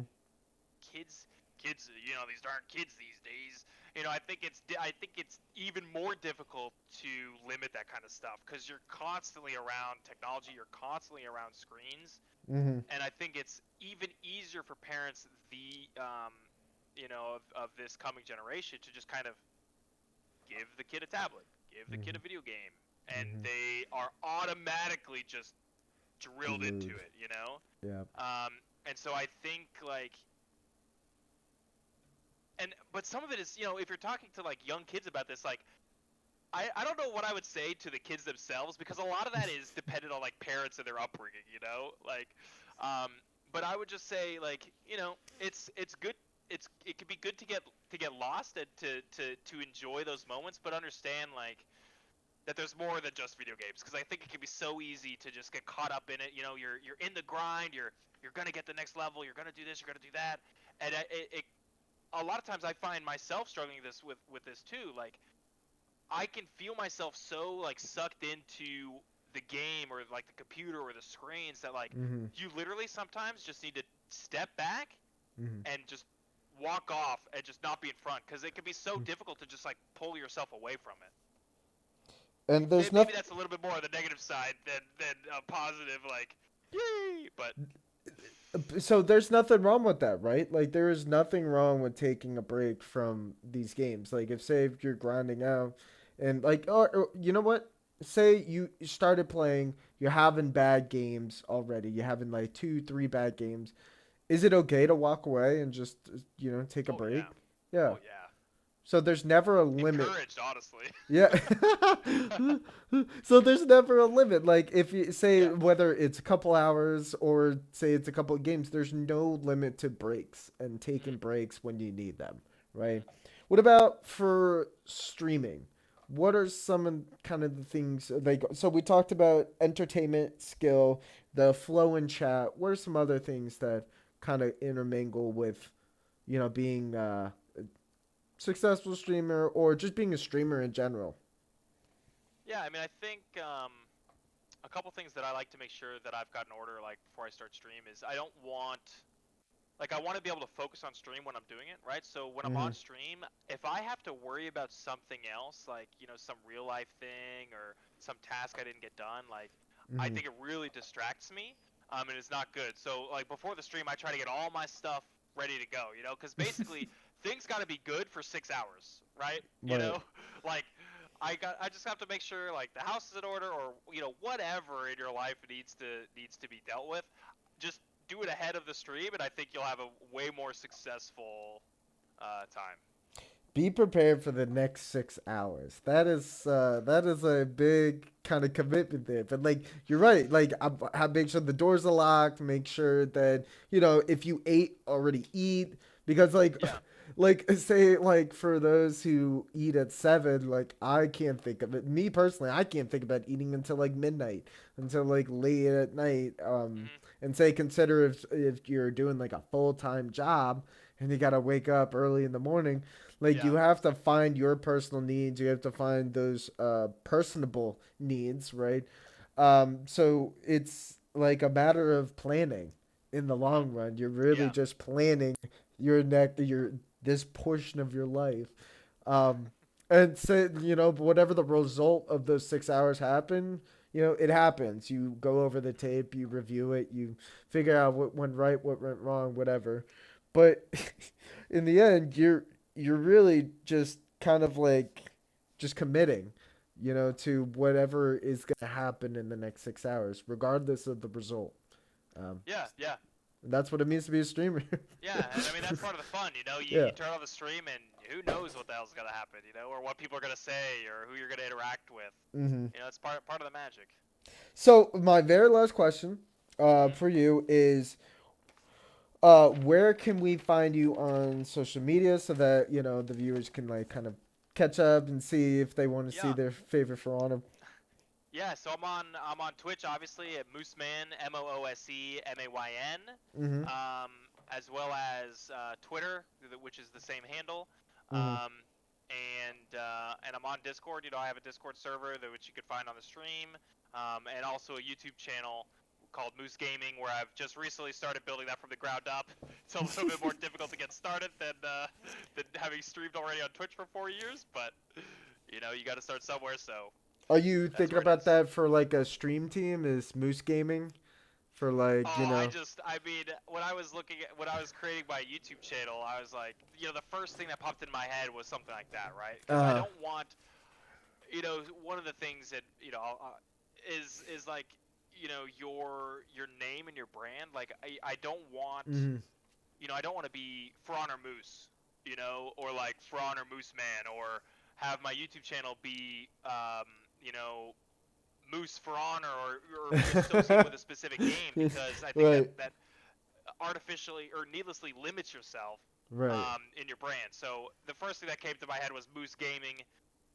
Not not creative really at all. It was just like, oh, it would be Moose Gaming, and then it was available, so I took it, and I didn't really think much of it after that. Sometimes the most simplistic names or words or Yeah, things are it was just like, you kind of need a channel name, perfect. and I said Moose Gaming, and I typed it in. So. Yep. That's what the moment said. That's the That's what. result, Yep, man. that was what was decreed, and that is how it shall be. Well, Moose, I appreciate you coming out and talking about your journey as a streamer, as a gamer, as somebody who is using social media every day to kind of boost up their own personal brand and like again like we're not here just kind of talking business to business. We're talking how you as a person has changed with this business, right? Like how have Yeah, that's a you great way to put it. Yeah. kind of grew into this field and you had your background, you had things that have kind of influenced who you are, but really it's what you who you are is what you're portraying, right? What you want people to see you as. And I think and I'm it's really been a pleasure to talk about that and that adventure of streaming that we just don't see on a day-to-day basis. We don't ask. Yeah, no, I really appreciate it. I mean, honestly, when you reached out to me about an interview, I was a bit skeptical because Yeah. I'd never ever done anything like this, Right. and so I was flattered that you reached out, and I thought this was which was really good, and I appreciate like your preparedness as well. Like I thought it Oh was yeah. super professional, and you did a great job. So thank you so much for letting me come on and talk about it. It's been great. Oh, dude, awesome! And you know what's the funny part? I get it from everybody I ask. Literally everybody I ask for to do an interview with, they're like, "Why would you interview me, first of all, and second of all, what are you interviewing me about?" And having the questions ready to go.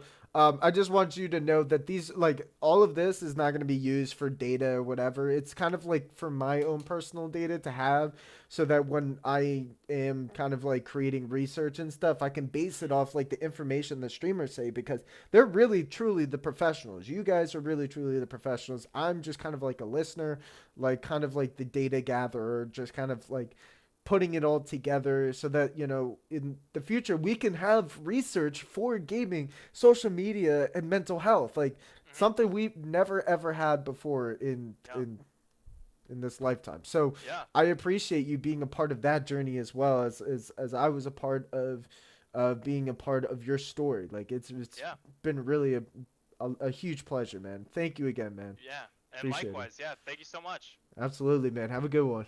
You too. Bye. Bye. Woo! What a great guy, man. What a great freaking guy.